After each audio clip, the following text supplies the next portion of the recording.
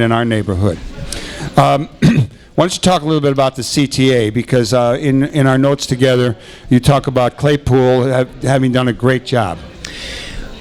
I'm pretty amazed that another public budget that is very hard-pressed and squeezed, that Claypool was able to squeeze so much longer-term capital improvements out of the system, because there's not a whole lot of federal or even state money left for some of the improvements he's enacting. While it's true that some might see the North Red Line station improvements as more new wallpaper than significant infrastructure, in fact, they were pretty dowdy stations, and they look great. And I think that helps people's public engagement with public infrastructure, like taking mass transit instead of hopping in the car. And the rehab of the south side of the line later this next year, unfortunately, will shut down the line the way they decided to do it for about 5 months, but there will be all new track bed and everything else. And there's, again, continuing discussion about extending the Red Line past 95th to underserved southern neighborhoods in the south suburbs. Again, I'm not sure where the money's coming from this, but it's amazing how Forrest Claypool has been able to squeeze what money there is to really make significant improvements in the way the system looks. And hopefully, despite some bus routes being cut out, the Lincoln Avenue folks are really upset still because some bus routes were canceled in order to increase the number of buses and trains available on other busier routes. There's just some very interesting adjustments going on, but I think a pretty smart, savvy leadership. And while not everything's perfect, I'm impressed there's so much attention being paid to what makes a place like Chicago really run. You're listening to Live from the Heartland Show, brought to you on WLUW 88.7, Chicago Sound Alliance. We're here every Saturday morning. This is the Live from the Heartland Show, and usually Katie Hogan is here with us, but she is off. Speaking of our neighborhood, there were two really prominent folks just very recently who passed away, the artist George Quinones and our longtime friend Helen Doria. Tom, you when we talked about schools, one of the things you just touched briefly was the charter schools. And I think in addition to talking about the year in review, let's talk about the year to come. Because I think that people are beginning to get a little riled up about the charter school. The state gave them a lot of money. I think the feds do too, the city. They're for profit, many of them, most of them, and they're getting all kind of handouts really from the powers that be, and in a lot of ways are undermining the local schools. I mean, we prided ourselves in this community on having we always talk about it, from real estate interests to community groups, talk about our diversity. And that was true in many of our schools. But when UNO came in and took over St. Scholastica, that was a tragedy, I think. They pulled 500 Latino kids, basically Latino kids, out of the public schools. And the principals are not happy about that. No, there are at least two. And they don't test higher either. There are two local neighborhood schools that are being significantly impacted by the new St. Scholastica site charter school. Let me back up a moment. Many people don't realize that charter schools are just a different kind of public school. Except you're not allowed to have a union. That's not true either. There actually are two charter schools in Chicago that have union contracts. Well, the one up here, the Chicago Math and Science Academy, the union got, the NLRB okayed the union, but the school, to my knowledge, has not yet agreed to meet with them. And that is probably more the pattern than the usual thing, but there are two charter schools with union contracts. So, good to know. So that is not necessarily a foregone conclusion just because you have a charter. I stand corrected. But they are privately run public schools that do enjoy public tax dollar budgets, and then they can do their own fundraising. They are not in a position where they have to take everyone. In fact, they're recruiting. It's not clear to me that that UNO actually got the 500 students at the start of the school year. I'm not sure where they're going now, but there's all sorts of anecdotal evidence of not everyone being welcomed at the new UNO charter school. On the one side, stories about how during the strike, parents were encouraged to come over and check out Scholastica, and because that was where they could still get a Catholic education, and the staff would be speaking your kid's language, and you're welcome here, but at least 2 different African American households, when they showed up, were told, "I'm sorry, there's no room in the inn." So we have, unfortunately, some old patterns of bait and switch race baiting going on. Perhaps I'm using the word alleged here because I did not personally experience this. It's street talk, and you've heard it too. The more general issue with charters, I think, is that at a time when the board is claiming a $1 billion budget gap that it has to solve in the coming year, and overcapacity with some 600 plus regular schools, they're still opening new charters. And to my mind, that's a huge disconnect in the allocation of limited resources, where on the one hand you say we have too many classrooms, and on the other hand, you're opening up new ones under the charters thing. I personally am more neutral than many of my progressive colleagues about charter schools. I do know that some are excellent, and some are poor. And if people really dug into it, they would realize that charter schools, notwithstanding they're being privately run and being somewhat more selective in enrollment, are actually scoring no better or worse than regular public schools. When you look at the bell curve, you have, as you have with public schools, no real difference in the number of schools on one end that are performing extremely well, on the other end that are just not performing well at all, and a huge bulge in the middle that are doing average. And I think that's just an important thing to understand, that charter schools in and of themselves aren't necessarily better scholastic opportunities. I'm all for choice in several different arenas of my life, and perhaps charter schools can offer that. But clearly the way the board is introducing new charter schools while trying to close old schools, that's a huge disconnect that people are not happy about. Well, there were an awful lot of people that you and I both know who were really enthusiastic about charter schools originally. Yes. And some of them have been involved with them, but some of them have become very big critics. We shall see, and we are going to have an ongoing discussion on the Live from the Heartland show with principals and teachers and union reps. So we'll be talking a lot about education in 2013. Thom Clark, let me move forward. One last thing on the local region before we hit the state. We're going to have to pick it up a little bit because we're covering a lot of territory in some detail. Let's talk about the county board and Ms. Preckwinkle. I think one of the real political stars in the local scene, city, county, state, is our current county board president, Toni Preckwinkle.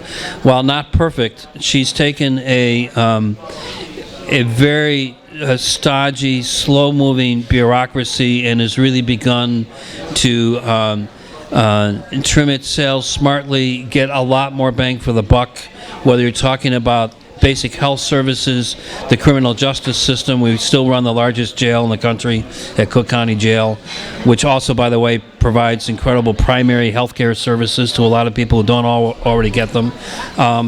And all the other unincorporated parts of Cook County stuff that the county board is in charge of.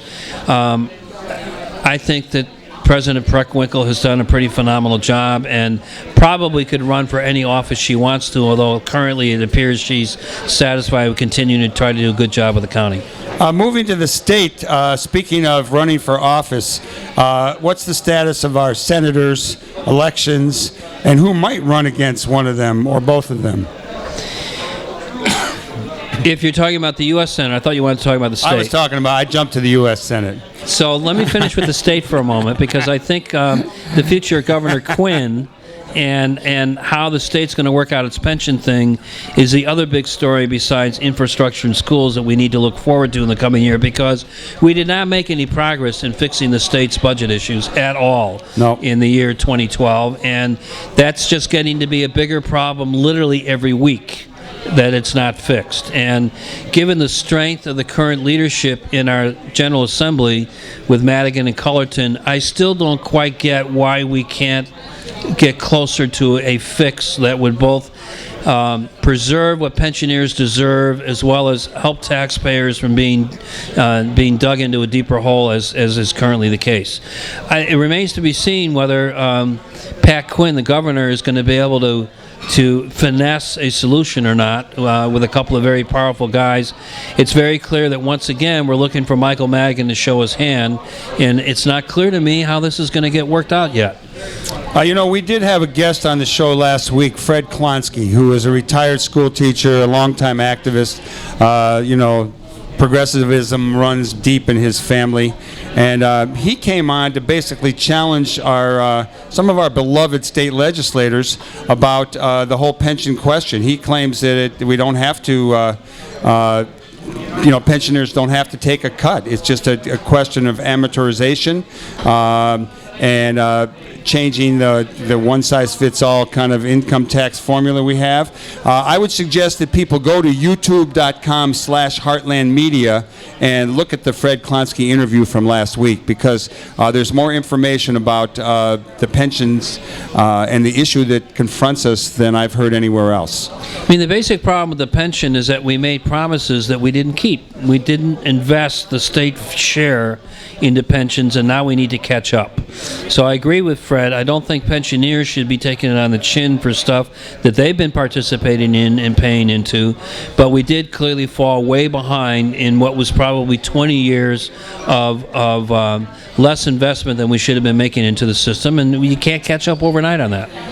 One last thing on the state that I think is important is the relationship between the Governor, Pat Quinn, and the labor movement. I got to say, I may have mentioned this early on in an earlier show, but I was down in my role as the president of the local 49th Ward Democratic Party, which I repeat is a move to my right, although I'm trying to move it to the left. I went down to the governor's picnic barbecue, and then to the state fair. And I did have a nice little conversation, mostly about the White Sox with the governor. The next day, I pulled into a parking lot just as the governor was walking, surrounded by some police and firemen, etc., being followed by hundreds of AFSCME workers, yelling at him with pickets, etc. And it was breaking my heart that we have the labor movement and a Democratic governor. Not that Democrats are that good always, we know that, at odds, and I don't know where that's going to go. Do you have any take on that, Tom? Yeah, I think that I understand why AFSCME is upset, and they ought to be visiting Michael Madigan's home neighborhood if they really want to get something done. The governor inherited this mess. He's clearly gotten people upset in his efforts to negotiate a solution, and to my mind, the real problem is on the southwest side where Michael Madigan, the speaker, lives, and that's where AFSCME and other union activists ought to be directing their attention. He's responsible for this mess as far as I'm concerned, as well as previous governors, not the current sitting governor. And while I understand why they're upset, because the executive has made noise about changing the way certain contracts and pension deals are set up, their real argument, to my mind, is with the head of the legislature, and that's where they ought to be directing their attention. Okay, now we're going to move to whoever we elect from our state to go to the Senate. What's your take on that? What's your take, Michael, on what's happening with Durbin and whoever our other senators at this point? I mean, we got one of them coming up in 2 years for re-election, right? We got Durbin coming up, I think, in 2014. Do you think he's in trouble? I don't think he's in trouble to win in the state. I don't think he is either. No, I'm talking about the other guy. So tell me about the other guy. Name? Tell me about the other guy. Who is our other senator? Kirk. Kirk has been out of commission. Unfortunately, he's had physical challenges big time, and I'm not sure when he comes up again, but do you have any take on him? He's supposedly going back to work in 2 weeks, and we'll see how he does. Kirk got into office. He could move a little bit to his left. He could, but he was a moderate Republican. I'm sure he felt pretty, before his stroke, he felt pretty neutralized by the Tea Party interests that had taken over the GOP. I'm not sure how much further into 2013 the Tea Party is going to have as much influence as they've had up until this week, where no budget deal has been made yet.